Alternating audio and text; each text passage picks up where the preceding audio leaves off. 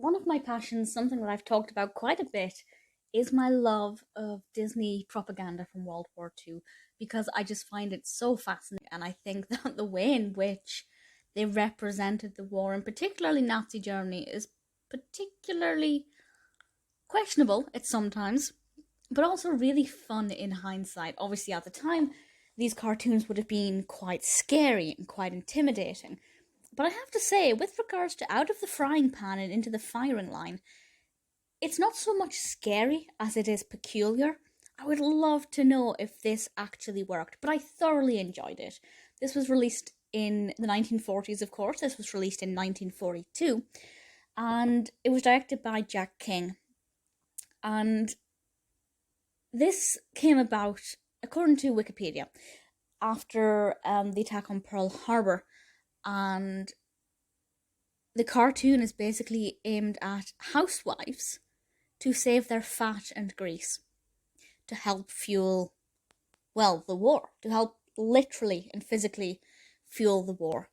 And it's showing people that even if they're not on the front line, they can do their bit. They can save their cooking fat and their cooking greases instead of giving it to the dog. Pluto, Minnie and Pluto are the protagonists here. And Minnie, of course, is the housewife. And Pluto wants the grease. You know, he wants the meats with the fats. And Minnie's got to save it. Not a lot happens. For me, it's all about the voiceover.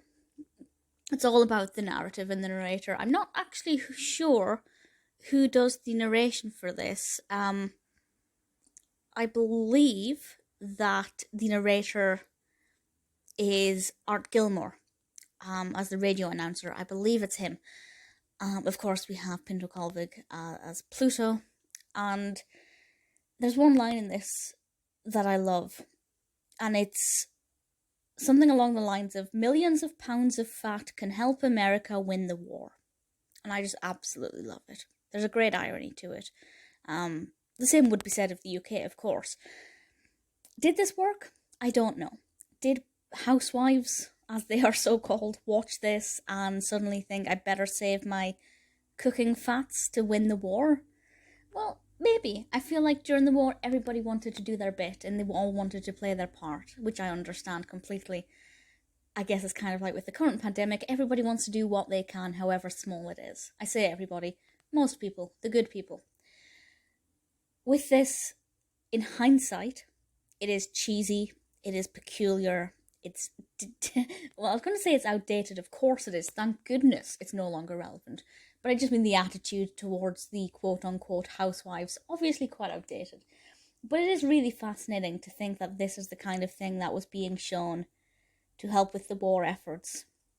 Obviously, if we broke out into World War III at the moment, God forbid that ever happens, I can't imagine Disney doing this kind of thing now. Maybe they would, I don't know. They did the whole goofy How to Stay at Home, the first installment in the Goofy How-To series in such a long time. That was focusing on primarily the pandemic. So maybe they would. Maybe they'd surprise me and they would actually do something. But this is definitely worth checking out, particularly if you've got an interest in World War II cartoon propaganda. I have a playlist with all of my reviews for cartoon propaganda. There are some fantastic ones. This is one of the more tame ones. There's not a single Nazi in sight, whereas some of the others are pretty intense and quite outrageous. This is a little bit more tame, a little bit more friendly, still definitely worth watching.